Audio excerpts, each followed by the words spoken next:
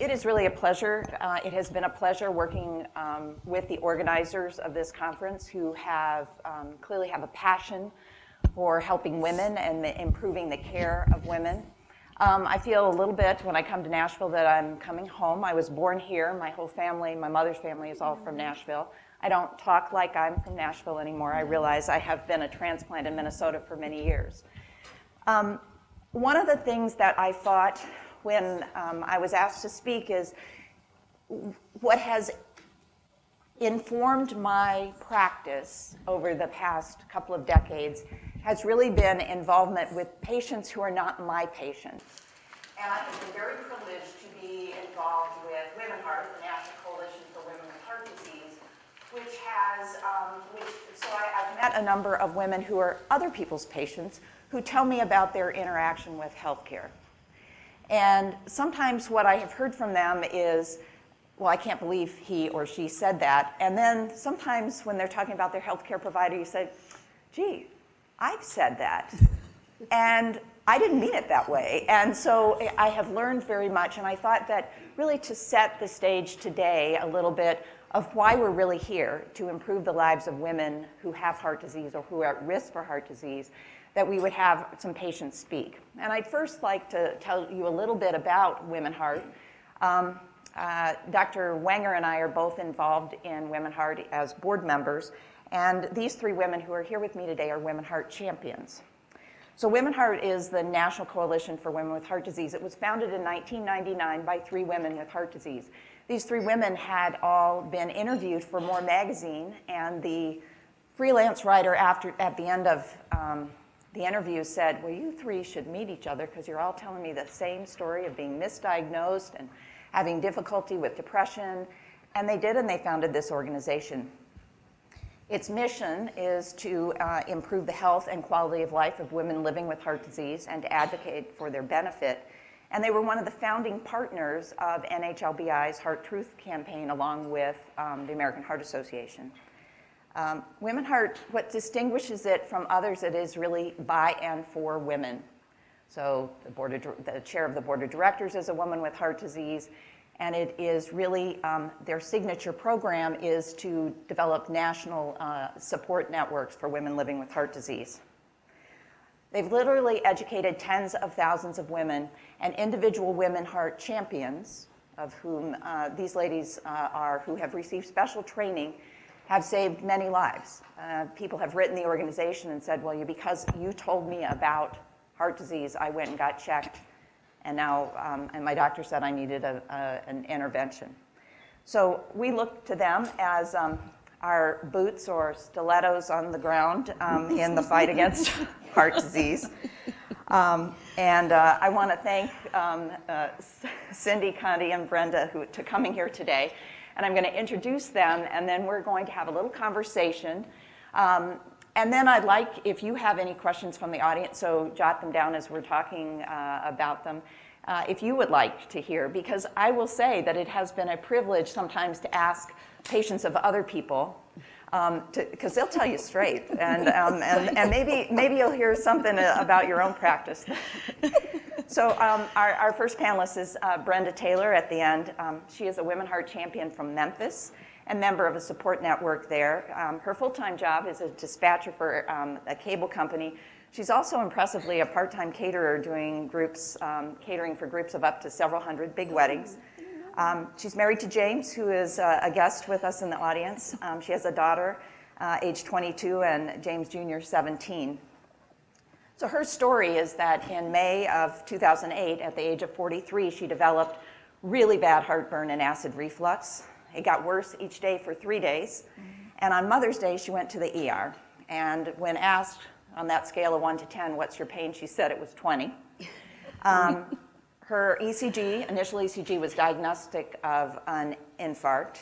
And she had angioplasty the same day, but 3 days later had bypass surgery because of incomplete revascularization. She missed her son's 8th grade graduation, and she remarkably catered a wedding 2 weeks later, but she can tell you about that from the sidelines. Crazy woman. She is a crazy woman, but you'll find that out. I forget about She has a family history of coronary disease. Her father died at age 45 of a massive heart attack. And she shares her story all the time. I think that that's one of the things these Women Heart Champions do. She feels that she survived this life-changing experience for a reason. She's changed her eating habits, thought pattern, and lifestyle, lost 52 pounds, exercises 5 days a week. And she tells me she feels wonderful about this refurbished body of mine. Yes. And her new motto is renew in me a clean heart and right spirit. And she feels wonderful inside and out. Yes, ma'am. Cynthia, or Cindy, is also a Women Heart Champion. She is a recent transplant, like really recent, to Nashville. She recently retired as executive director of a child support enforcement agency and has a background in law enforcement. She has 2 daughters and 2 grandchildren. So she's known about the possibility of heart disease all her life because her pediatrician heard a murmur when she was born. They told her parents in the 50s, watch and make sure she's okay. She did have some exercise intolerance in her adolescence. Something wasn't right. She also had very severe headaches, which subsequently was thought maybe due to migraines related to a PFO that she had, a patent foramen-ovale. She had exertional syncope when she was playing as a child and had episodes of chest pain that they now know was angina. But overall, she did pretty well. And during this time, none of her parents nor her physicians thought that any of these symptoms were related to her heart because she otherwise looked so healthy. And then 6 years ago, she became fatigued and lightheaded. She had chest heaviness, shortness of breath, palpitations. She couldn't walk up the stairs. And this was very out of character for her because she had previously been very active. An echo was done, which showed no concerns. She passed, speaks to Dr. Wenger's talk, she passed 6 stress tests over a period of a number of years. She then developed tachycardia with heart rates over 200 and had numerous ER and doctor visits, and finally was given an event monitor where she was found to have supraventricular tachycardia and had successful radiofrequency ablation for that.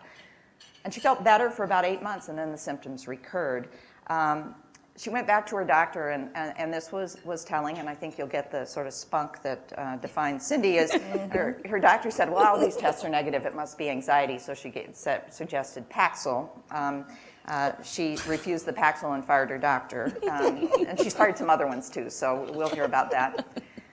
So many tests later, however, she was diagnosed with pulmonary hypertension, and actually probably due to an anomalous coronary artery, circumflex artery. She now is living with some symptoms. She appreciates her relationship with her current cardiologist. They don't always agree, but they respect each other and can talk to each other.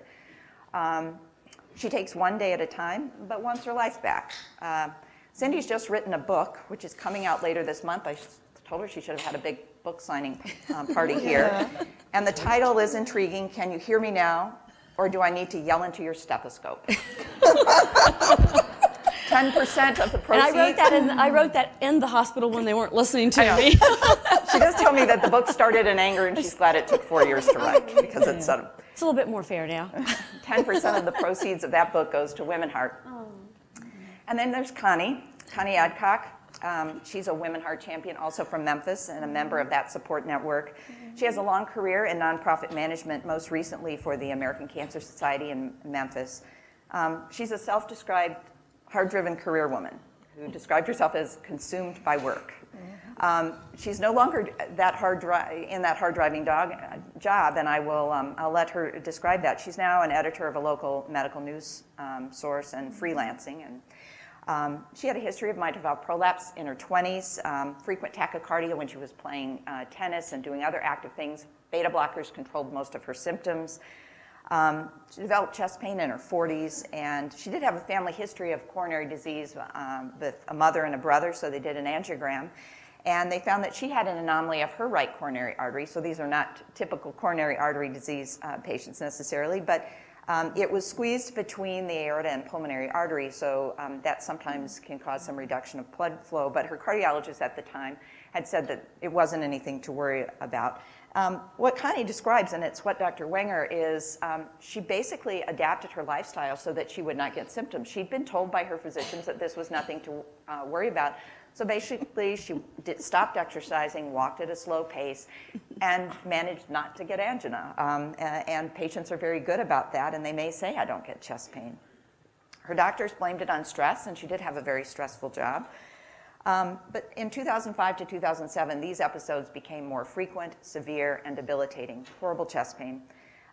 She was 2 months into a very demanding job, and she had a CT coronary angiogram on New Year's Eve.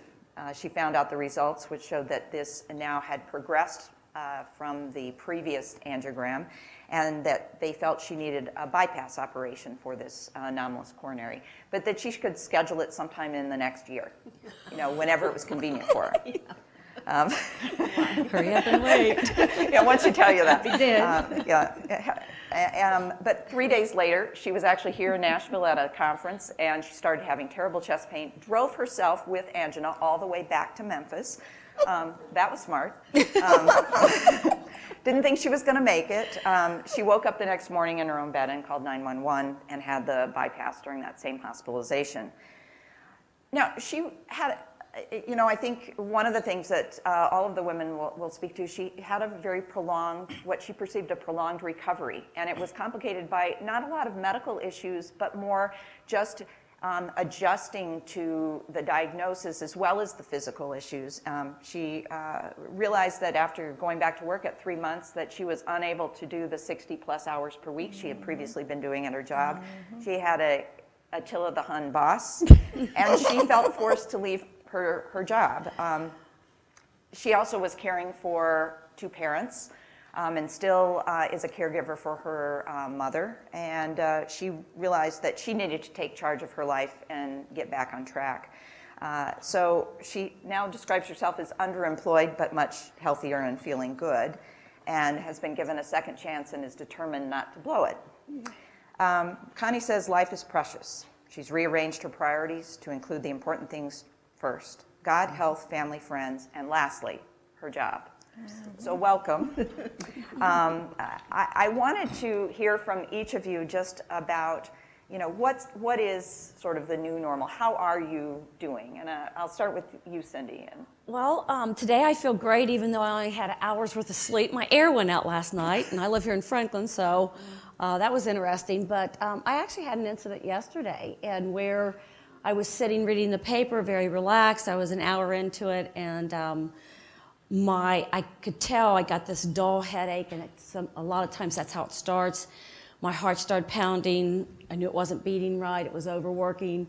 So I took my blood pressure cuff, and I looked, and I'm a normal, like 96/62 or something like that. That's always been normal for me.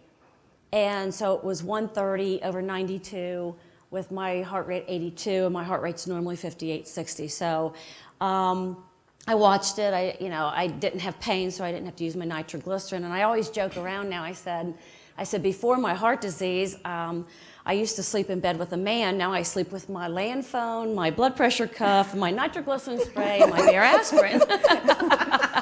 So that's how my life's changed here. But it really has changed a lot. I did get out of my stressful job. It did affect my heart health. I consider myself semi-retired, and it has helped, but I don't limit my exercise. I know I can't do stairs, I can't hike anymore, but I can walk flat ground, 10 miles flat, and it doesn't bother me. So I have found ways that I can do that, but I'm not going to limit that. And I do have angina. I continue to have that. But it changed a lot of my relationships. I'm no longer married. We had other problems, but that's one that didn't help. And I think that's what gets lost in this whole thing, is that it affects your family, your coworkers, your friends.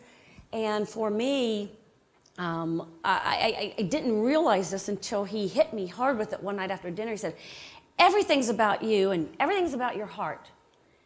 And I thought, he's right. We wake up with this problem. We go to bed with this problem. He's worried. I'm always, waiting. And so we have to recognize the trickle-down effect and how it affects the people around us and co-workers. And when I had a Reveal heart monitor in, I was at the mall and I had to use it. And my friends are going, are you okay? Should we call 911? I said, no, I just have to use my to record it. And this little boy said to his mom, he goes, "Mommy, why does that lady have her iPod up on her chest?" Like, you've got to find the humor, and that's one of the things that I know. My book has got a slant towards humor. It's also very informative. As Sharon said, I was very angry when I first started this book, and I went back and read it and thought, oh, no, that's not fair, that's not good. So I feel like my book is fair. I feel like it kind of gives the whole thing. But your life changes. It becomes a very big part of you, and this is something I'm going to have to live with the rest of my life. But you see me happy, you see me joking, but there's also down times. A lot of times when you cry about it, and you want your life back. And I have to say that through WomenHeart, they've been a great resource. I can't say enough about them. They've given me the opportunity to go to the Hill and testify. Sharon's been great, and Dr. Wenger's on the board, and I've listened to her several times speak in Washington. And so I'll just end it there so we can move on. Connie, so how are you doing? I'm doing very well. After literally living with chest pain for more than 30 years, actually, I don't ever usually get into this, but even as a child, I was very, as my mother says, I came into the world bouncing. I never sit still. I still don't. But I can remember playing Y-team basketball. Back then, we didn't have girls. That's the only way you could play basketball. And asking the coach to take me out because I had chest pain. Well, the pediatrician told my mother she just eats too much peanut butter. She's got indigestion. You know, so I listened to these cockamamie excuses my entire life. And then when I got into my cardiologist, I just thought, well, there's really no sense in going to anybody else. They're going to tell me the same thing. Connie, you're bringing it on yourself. You know, you try to do too much, which I do, and I still do. I fight that all the time. But I literally lived with chest pain for over 30 years, and it just finally got so bad. None of my cardiology tests were done without my pressing, and I do mean pressing. The only reason I had the first coronary cath is my brother, 4 years older than I am, had an episode, one episode. He had a cardiac cath ordered, but he knew, he's a physician.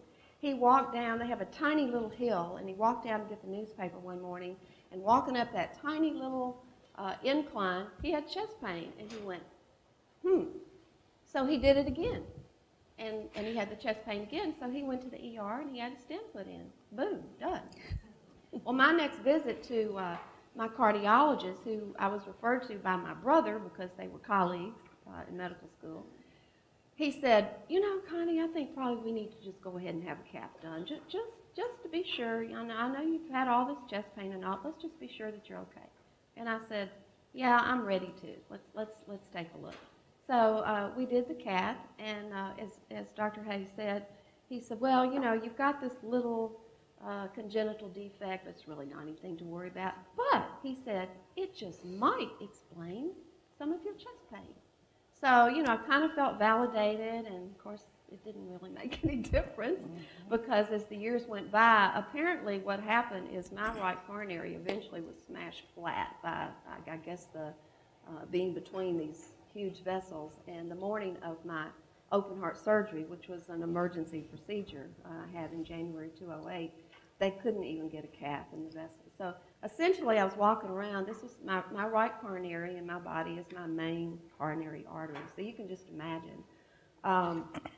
But my first thought when he said, when he brought me back, they had never called and said, Dr. So-and-so wants to see you first thing in the morning.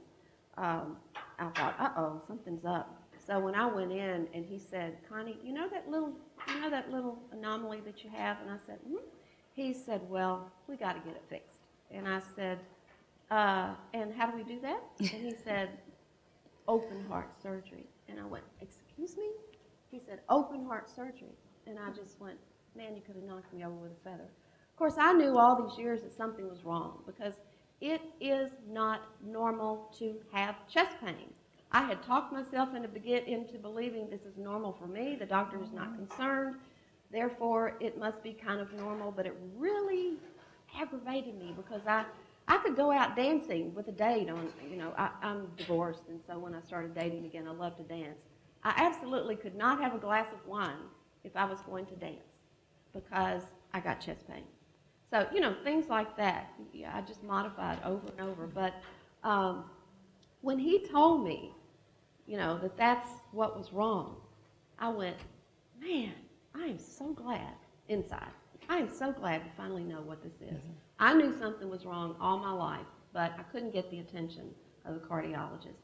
And so he said, well, when should I get it fixed? And he said, anytime within the next year. And I said, you know what? I want it fixed now. So he made an appointment with the cardiovascular surgeon for me to go see him 3 or 4 days. And I said, well, there is one thing. I said, I've got a business trip this weekend. I said, is there any reason I can't go? And he said, well, I can't tell you, whether you should go or not. So I said, well, I'm meeting my boss for the first time in Nashville, so I think I probably better go. Well, it was a disaster. I literally had chest pain for 48 hours. And when I tell my story to groups, women's groups that we speak to, I say, I'm a prime example of everything that you should not do, so please learn from all my mistakes. I'm hard-headed. I was lulled into thinking that there was nothing serious wrong when my body was telling me that there was something very serious wrong. And you should always listen to your body. You know your body better than anyone, and you know what's normal for you and what isn't. But I didn't make it to the appointment with the cardiovascular surgeon. I met him early in the emergency room, 3 days early, because I had to have the surgery. I woke up the morning after driving home 95 miles an hour. I had an angel in my car that carried me to Memphis. I hardly remember the trip. All I remember is getting out of the car, leaving everything in the car, taking a pain pill, which I never do, greeting my animals, and going to bed. I woke up at 7 o'clock with something very atypical of women. I had the classic elephant on my chest, and I went, oh my God, I'm in trouble. So I picked up the phone. First thing I did, I called my friend. Mistakes. Called my friend. I said, Jane, this is the real deal. I've got to go to the ER. Please take care of my animals. Yes. Call my brother. Frank, I'm headed to the ER. I'll meet you there. Great. Third call, 911. I said, please send somebody. I need some help right away. She said, stay on the phone, and how many aspirin have you had, da-da-da-da-da. So I did everything you could possibly do wrong. I had a rough recovery. I questioned. I had high anxiety. I went, gosh, did the graft not take? I had chest pain in cardiac rehab. I was the slowest one. I had 80-year-old men outdoing me in exercise. And I thought, man, I know I'm just deconditioned, but why can't I do that without chest pain? So I had lots and lots of anxiety. But I got through all of that, and now I still can't exercise real hard, strenuously. It makes me feel odd. I don't know why. So I do what I can, and I fall off the wagon sometimes, but I'm living a life without chest pain. I'm on a new beta blocker. They had progressively put me on beta blockers until I was on beta pace, and I'm now on Bystolic, 2.5 milligrams. I have to break them in 2. And Lexapro, which seems to keep me calmer. I was not put on it for depression, but it keeps my heart from racing when I get in a hurry because I'm always trying to do too much. And I want to get off that, but I'm doing just great now. I feel normal. I don't have chest pain. That's good. So it's, it's such a gift to get a second chance, and I almost literally did not make it. So Brenda, you tell the story because these women had some signs that maybe they had some problems beforehand, but yours really, it was out of the blue. Yes. You too delayed seeking care, and it had a significant ripple effect on your family. So tell us about the effect on James and your kids, and how you tried to keep managing the catering business. Yes, it did. Let me start by saying that all this happened Mother's Day weekend of 2008. That Friday, my son had a band banquet. I wasn't feeling good, but I went. That Saturday, I had to go to a college graduation. I was showing like Rolaids and Toms all the way up to Martin and back. And I kept telling my husband, I said, I don't feel good. And we got back to Memphis. We went to eat. I was like, I'm still not feeling good. He said, you want to go to ER? I said, nope, I don't like hospitals. I said, I'll be okay. So that Sunday morning, I woke him up around 5. I said, can you take me to ER? He said, now you want to go. So we get to ER. They tell me, she asked me about my pain. I said it's like 20. And everything was just going to heartburn. I was like, okay, it felt like I had eaten like a jar of peppers or something. I just had this burning sensation. And I was like, what is this? Okay, I'll go to ER, get a shot, drink some milk, whatever, go back home. So when I got there, after they did the EKG and stuff, she was like, I need a doctor's stat. Well, not in the medical profession, I knew what that meant. I was like, okay, something's wrong. So she wheeled me around to the room, and they start throwing pills in my mouth and shoving water, and I'm like, okay, and I'm just still sitting there in the bed. And I was like, okay, well, about 30 minutes later, cardiologist came in, and she told my husband, she said, well, she's had a heart attack. She said, from what we can tell, she had it Friday, which was 3 days before. And that's why my story is titled Angels Watching Over Me, because I had been out of town, I was doing everything, I had a wedding coming up, and I was like, I don't have time for this. Okay, Brenda, we got to get this done. So I end up having to have double bypass and everything 3 days later after being in ICU. And I came home and I was like, I got a wedding to do. I've got to do this. So everybody was like, you can't do this. I said, yes, I can. I said, just put me a stool in the kitchen, and I'm just going to sit at the stove, and y'all just bring me everything. I said, why didn't you get, she said she was more worried about the bride finding a caterer than her health. I was like, no, it's 2 weeks before a wedding. She doesn't need this type of stress. I'd rather deal with it. Now, this was after I got home from my double bypass. So my mom, my husband, and I was like, okay, we're going to let you go to the reception hall just to show us what we need to do. I said, okay, I'll stay there for about an hour. Well, I ended up staying there about 3 or 4 hours. I lined everything up, got my food tables ready. I put out my place cards and everything. And when I got back home, I paid for it because I was actually hurting. I stayed out too late. And they was like, okay, we got it. I said, no, y'all don't, because you don't know how to fix this. It was like, we got it. I said, no, you don't. So, and I missed my son's 8th grade graduation. I missed his 8th grade prom. His little prom date, they came up to the hospital to take pictures, and they was like, Miss Brenda, we got to do pictures. I said, I don't have any makeup and stuff on. Y'all can't be doing pictures. And I'm like, they said, can we get a picture? So I have pictures where I'm in my hospital gown, smiling with their little, suits and their suits. I said, okay. So with all that being said and done, right now I'm living okay. I've learned to say no, no, no, because I was Miss Busybody. I was doing everything for everybody and really not taking time for myself.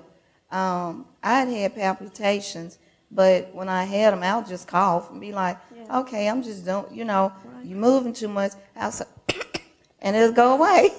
So with all that, I was like, okay, I'm fine. But when I had the,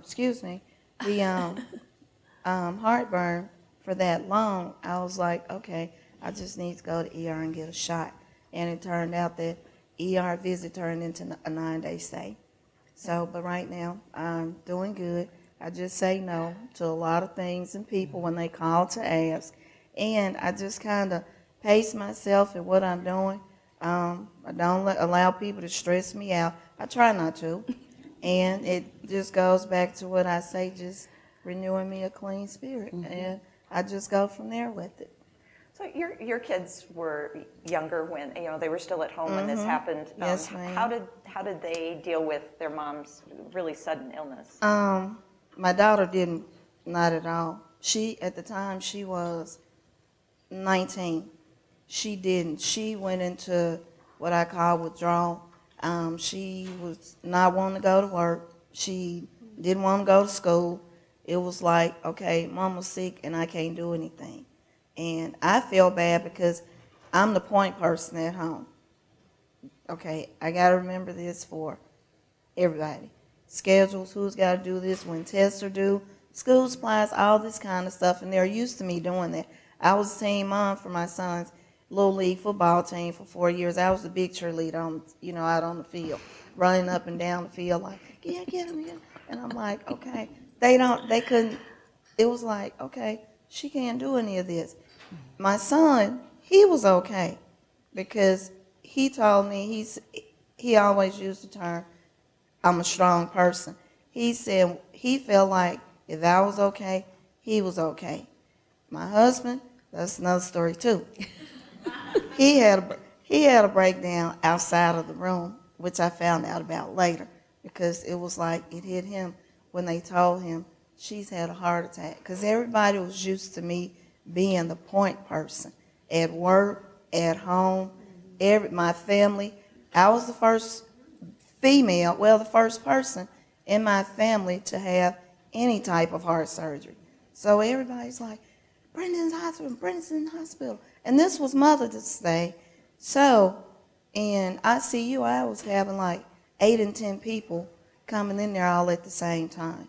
And the nurses told my mom, they said, she can't have this many visitors. My mom said, they're here. So they came in. But it's because in my family, I organize things. I have little family gatherings. People over at my house I organize some. I'm bringing the food, all this. So my daughter, she almost lost her job because her attendance went down. And she actually got a letter via FedEx telling her, if you do not show up for work this particular day, you're terminated.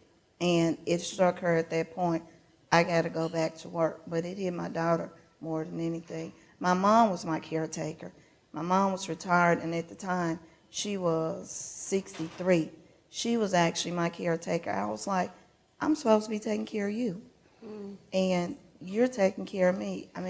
Literally taking care of me. I couldn't sit down, get up by myself, or none of that at all.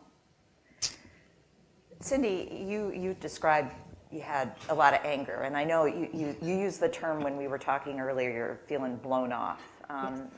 More than once. More than once. And I think that one of the things, you've got an audience of healthcare providers, and I'd like to hear just from your experiences with healthcare, all of you, but we'll start with you because you've written the book and probably given the most thought to how you're going to write it down. What were some of the ways that you felt the healthcare system or individual providers could have done better, and how help us take care of our patients? And of course, if I wanted to tell you the whole story, we'd be here next weekend too. So I'm going to try to shorten this, but it started with going to my family doctor, who I'd been with at that point 18 years, and she did not blow me off. And she ordered an echocardiogram right in her office, and they told me it was mitral and tricuspid valve leakage and regurgitation. Well, I'm going, oh my God, I'm going to die. I had never known any woman to have heart disease. The only heart disease in my family was my father 36 years ago. Had a angioplasty, and he was fine. The man was incorrigible. He was in his 80s, golfing twice a week. So nobody really explained that to me. And as time went on and I became worse, and my fatigue and the heaviness in my chest and everything, I ended up in an emergency room. The doctor, of course, I was asked about my stress level. How are things at home? How's your job? Are you under any undue stress? And I said, I wanted to go, dude, have you seen the stock market and the foreclosures and the gas prices? Do you live under a rock? And so, and I didn't, because I didn't really speak up for myself at that point. I didn't learn to yet. I was in the hospital for 3 days. He didn't want to admit me, but he did anyway. Never saw the man again. Nurse comes in to dismiss me, and she comes in like she's announcing world peace and pulls the oxygen out of my nose and says, you can go home. I'm like, yeah, what do I do? Because the pressure in my chest on a scale of 1 to 10 was still a 10. So I said, can I go back to work? Do I want to go on vacation next week? Well, I don't know. You have to ask the doctor. He's not here. So it was very aggravating. I did leave. I went home, and I cried all the way home, got on the internet. I started educating myself at that point. And then the next cardiologist I saw, well, that doctor obviously was fired. I saw one that was recommended by my family doctor, and this one probably sticks. This is the funniest one, I think. He wanted to put me on a beta blocker, and as I said before, my blood pressure is extremely low. I'd have been on the floor, and I had a lot of responsibility, over 30,000 cases, over 100 employees. I couldn't be on the floor. I had to be on my feet, and I had to be with it. So I told him I wouldn't take it, and he said, well, your blood pressure's high. And I said, well, then there's something wrong with your cuff. And he said, well, maybe it's because I'm a cardiologist and all. You might be intimidated. And at this point, I feel my eyes like this and the fire's coming out of my ears. And it only got worse, he said, and I deal with all the pro athletes and the celebrities in greater Cincinnati. And I don't normally try to cuss in front of people, but I have to tell you exactly what I said. I kind of leaned forward like this and I said, you're shitting me, right? And I just got off the table and I said, you're fired, and I'm not paying for this visit. And so that's when the anger started coming in, and I just thought, I have to speak up for myself. I got to be my own best advocate. And throughout, I won't go into each little story, but I did have an emergency room. I did have a myocardial infarction in 2008, and I have to tell you, I came in the emergency room, and behind me, 2 men came in right after me. Again, I was asked all the normal, and hormones can have an effect, and I do understand that now, but the stress again, and how's your relationship with your husband, and how's your work, and 2 guys came in after me, and so much for HIPAA, we had little curtains. I knew their names, I knew their previous medical history, I knew what was going on with them then. I thought, oh, if HIPAA could be here now, it would be really a lot of problems. And before, I waited 2 hours, they had already been admitted. And I'm laying there, and I told my now ex-husband, I said, just get the car because they're going to send me home. I said, I'm so tired of this, and I was very upset. And the nurse who had asked me about the stress and everything, I think I scared her because I asked her the same thing about the stock market and everything. She opens the curtain and she goes, Miss Brown, she said, I talked to Dr. Wagner, and your enzymes over double, and there's blah, blah, blah. And she gave all these, she goes, so we're admitting you with a myocardial infarction. And I laid there, and I felt like I was like a split personality. This one was going, I knew I had a heart attack. I knew it. The other part was going, oh shit, I had a heart attack. So it was that, I didn't know how to feel. I thought, what am I supposed to do with all this? So, again, just going through all that, and I did have an emergency room visit after that I can look back now, again, it's kind of comical, but it's not, but it will help, hopefully, other women speak up for themselves because I spoke up for myself. I had a girl in training, and they knew I had previous heart problems. I was there for my heart, and the lady was standing behind her, and she goes, no, you're going to have to start that over again. I'm sitting there going, okay, I think I should be back there. I'm not really sure. And this guy came finally, and he said, listen, I don't know what's going on up here, but I need her back here. So he was the only one that really got it. Did the EKG. I laid there. They finally get me hooked up to a monitor, but they never turned it on. I laid there for an hour without the monitor turned on. And I knew that because when I turned around to see what my blood pressure was, I went, oh my gosh, I'm flatlined. I'm dead. So again, I'm going, and then finally I had a different nurse come in, and I told her, so she hooks it up. And then I said, nobody's taken my blood. Well, why would we take your blood?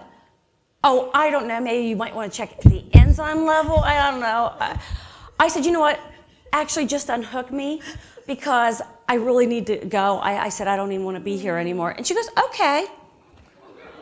So they unhooked me, and I paid my $100 deductible, and I left. And so, yes, I've had a lot of those stories, but I have to say that 4 years ago, I hooked up with Dr. Wagner at a photo shoot for Go Red for Women. I was with them at the time, and we were all talking about our heart issues, all the people in the shoot, and she came over and she goes, I think you have pulmonary hypertension. And I said, oh, is that what you have? And she said, no, I'm a cardiologist.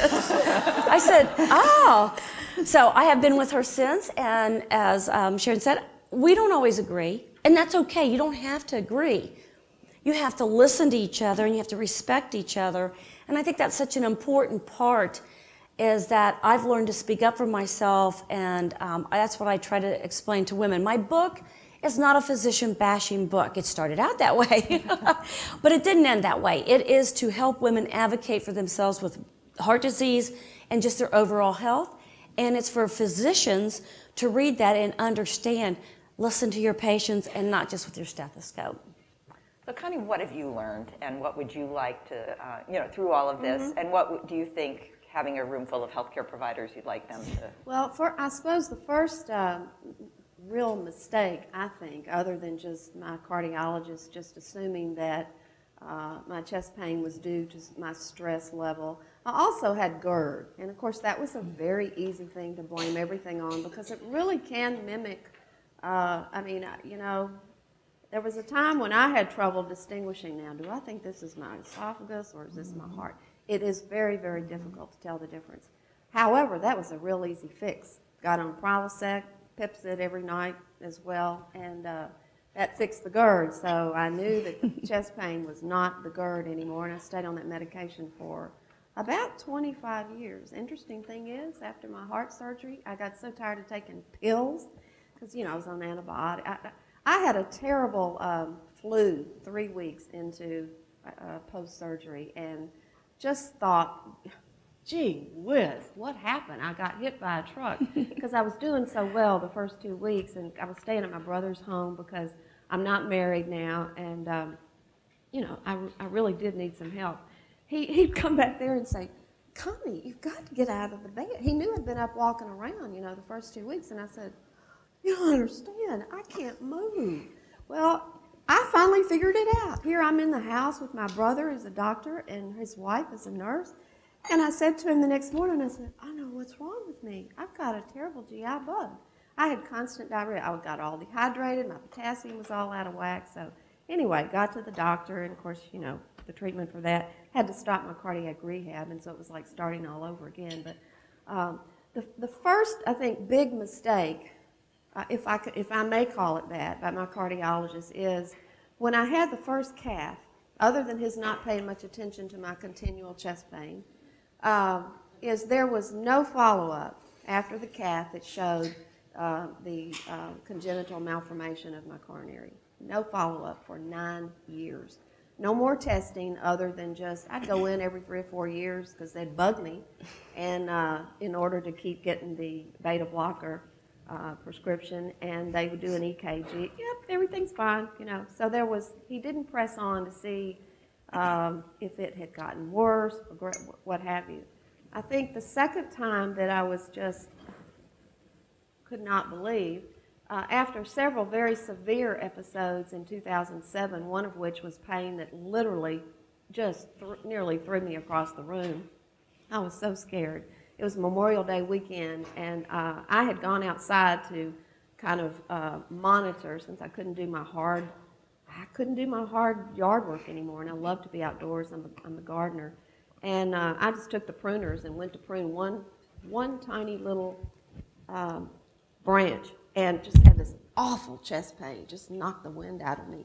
And I said, I think you're doing fine. I'm going to go inside and just lie down. So I went inside, and it was that same weekend, the next day, that, oh my God, it was the worst pain I've ever had in my life. If it had lasted more than just a few seconds, I would have just passed out. So I carefully walked into the den, and I sat down, and I went, oh, I'm afraid to move. What on earth was that? Well, finally, after a while, I got the nerve to get up and go get some aspirin, and I just popped the aspirin and all, and I still didn't move, and I called a friend to come sit with me, which I don't do. And she had quadruple bypass 10 years prior, so she knows me like a book. Of course I'll come over. So anyway, that was the weekend I should have gone to the ER, and I didn't, because when I went to my gynecology annual checkup that next Monday, and she said, how are you doing? And I told her, and she said, Connie, this was cardiac. And I said, yeah, I'm afraid of that. She said, don't move. I'm making your appointment. And of course, that's when I went again. So I went back to my cardiologist's office, and lo and behold, he was on vacation. So they ordered a stress echo. And I knew this cardiologist through medical school because I was working in graduate medical education, but I called him doctor and everything. Everything was cool. And my stress echo came back very positive. And he said, Well, yeah, it's positive, and yeah, I got arrhythmias, and it's nothing to worry about. I don't think your event was cardiac, Connie. And I just looked at him and I said, I called him by his first name, which I guess for me was that little anger. And I said, well, you know, I've had esophageal spasm before. And I said, that's not what this was. I really believe this was cardiac. So I left the office just disgusted, you know, once again. I think that was a major, major mistake. When my cardiologist came back into town from vacation, I don't know if he didn't see it. I don't know if he saw the results, but I was passed over again. And I guess the third big blunder was letting me continue. The severity of my symptoms was worse, you know, with each visit. And I got to where I was going a little more often, like maybe once a year at this point, because I was just more and more symptomatic and had had some really severe episodes. And he didn't really suggest anything. And I said, well, I want a CT scan of my coronaries. I had to insist on that. And it's a good thing I did. I might not be here if I hadn't. So I guess what I would say to you as providers is you may think that maybe some women do exaggerate, but even if they do, take them seriously. No woman wants to have chest pain. And I really believe if they're complaining and I had awful fatigue, I couldn't bend over without chest pain, and I couldn't sleep on my right side, I guess because it was just cutting off all the circulation. My brother tells me now, well, every time you were bending way over, you were just cutting off that little dab of circulation that you had. But I think women should be taken seriously because most of our nature is to be doers and caregivers and nurturers, and most of us are way too busy. And as Brenda said, we don't take care of ourselves. So when we come and we actually get up the nerve to complain and say, you know, we've got symptoms, they may not fit the bill of the typical man, but we need to be paid attention to because we're not just coming to say hello. Your office is the last place that we want to be. And it's usually when we decide, well, you know what, I've just had enough here. I'm not going to be nice anymore. I'm going to take control of my life, and I'm going to be a lot more. I really had to become more assertive. And I'm glad that I did, because if I hadn't pressed, I very likely would not be here. Thank you. I'd like to, anybody in the audience have any questions for our panelists? Anything that they wanted to just ask a patient, if you've always wanted to ask your own patients, and these ladies might. We're honest. Yeah, they are honest. Okay. And a microphone, just because we have some people remote, so if we could wait for the. How do you differentiate these people who have organic disease from a psychosomatic type disease? I understand now that they have coronary artery disease, but a lot of these things are big questions in the physician's mind trying to figure this thing out. And we see so many people come in with chest pains, you know, but to realize that this lady here in the middle had it for 30 years, you know, you say that's benign. It's not going to amount to anything, generally speaking. And yet she's persistent. And we should have gone ahead and done coronary arteriogram way before then, and all these things. So how do you differentiate? It's very difficult for a physician, unless you go ahead and do a coronary arteriogram and they die from the dye or that type of thing. You've got a real decision to make one way or the other. You know, it's not a trivial thing to get a coronary arteriogram. I think that's you make a great point, because these women did not present with something that was textbook. It wasn't like, it wasn't classic single myocardial infarction. It was vague symptoms that came and went in not typical ways. And I think that one of the things that we as providers, it is very easy when it's, we like to know things.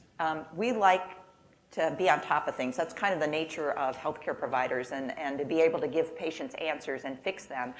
And sometimes it's very easy when we don't have a good explanation is to almost blame it on the patient. We don't actively do that, but it's human nature to throw up your hands and do that. And if there's one thing that I've learned, and I'm sure that Dr. Wenger would say the same thing, is 15, 20 years ago, if I did a stress, and this is based on what we were all taught, but if I did a stress test, somebody came with chest pain and they had a normal stress test, and I would tell them, good news, it's not your heart. And I sort of felt as a cardiologist, I was done. And it's so different now with us now understanding the limitations of our diagnostic tests, the limitations of the research that we have to inform us about symptoms. So I am much more uncomfortably uncertain nowadays in caring for particularly women with chest pain syndromes. But I also am much more comfortable with saying I don't know, or it could be. And even if I am pretty darn confident as a cardiologist who treats a lot of women that this is not cardiac, I always leave that. But if this course of treatment I want to hear from you. If you're not feeling right, because women know, I mean, patients know, but I think women are more attuned to their body on average than men, and they have more, that's why they report more symptoms. And everything, whether it's for having a heart attack, or whether it's having a headache, or whether women report more symptoms than men. So for us as clinicians, it's sometimes hard to sort through the 15 symptoms and hone in. So I think that it will remain a tension between us wanting to give an answer and right now the science not being enough to help us do that. But I think listening, and when they do come back, having an open mind to that is. I'd like to, in addition to that, how do you differentiate is that you take it, to me, take it serious instead of, as you said years ago, oh, good news, you're okay. So to take it steps farther, and that's one of the reasons we go to Washington every spring, which I'll be there next week, is to try to get the funding to do better research. And I think that that's so important as we're in an evolving world here and with women and heart disease. So that was an issue for me, is that how do you differentiate? And you said you had to force to say, this is the test that I want, is to educate ourselves and say, I want a full coronary cardiac workup. That's what I want. And to know what you want and ask for it and demand it. And I think that's how you differentiate, because I would rather err on the side of caution if I were a physician and know that I'd done everything that was out there reasonably possible than to do nothing and say, here's some Paxil, see you in about 3 months. So, was there another question? Yes. Yeah. It's actually more of a comment than anything else. I wanted to thank you ladies for telling your stories, because I just felt like they were very informative and all that. And to reiterate what you were saying, Dr. Hayes, that I think as providers we need to just make sure that we don't think that we are God and that we know everything, because we don't. We just have more training at doing it, and so we are aware of different things that can happen, but we can't always tell what's going on with our patients. And sometimes we have to listen to our intuition as well as what the tests say and all this too. So that was my comment. Thank you. I did want to ask too, in some cases, getting tests done that you think might need to happen, going through the insurance maze, I'm just kind of wondering, how do you navigate, Because on one hand, you feel like, well, this person needs this done, but you don't want to leave them with this big, huge bill. I think that's great, and I'll let Brenda address, because one of the things we didn't really touch on here is the financial effects of being a patient with heart disease. It's huge. Yes. Whether you take a pay cut because you can't keep up your job, or you now have a pre-existing condition that you never had before. Brenda, you want to make a comment? Yes, ma'am. What I would say on that is I actually had a good experience with my physician when all this happened. The cardiologist that I have, I had actually just started going to him in February of '08. So he was just still learning all of my family history. My dad died at 45 with a massive heart attack. Another uncle had a stroke 5 years after my dad died. And then the other one had 3 stents put in 2009. So I actually had the family history of it, but the cardiologist that I had just started seeing, he immediately started doing tests, and it wasn't just a stress test because I had that done. I passed that with flying colors. But he had done the sleep apnea test and all of that. So he kind of had a handle on what was going on with me. Fortunately, the insurance I have is a good company, I'm not going to say, good coverage, where my out-of-pocket expenses were minimal. And what I did have to pay is they were coming in, I'll try to just talk to them, whatever, if I could. But he never said, she can't have this test because she doesn't have the coverage. Or they denied me some type of test where there was my heart cath or echocardiogram or any of that because of my coverage. Everything went fine. So that's why I say I actually had a good experience in reference to the physicians that I were dealing with, being that all of them were new. They were new to me and I were new to them, and I love them to death. Well, unfortunately, we're going to have to wrap this up because it's break time. And were there any other questions? Are there any other questions? I apologize. Okay.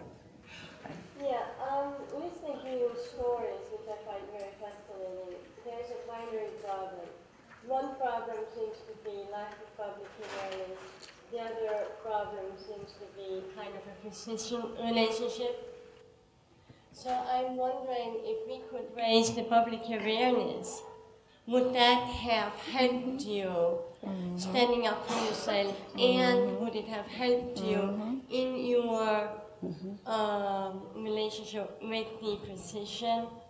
Absolutely. I didn't even know that heart disease was the #1 killer of women. And then when I went through my cardiac ablation, I had nobody to talk to. There was not one person, not one woman. And I really didn't have a resource.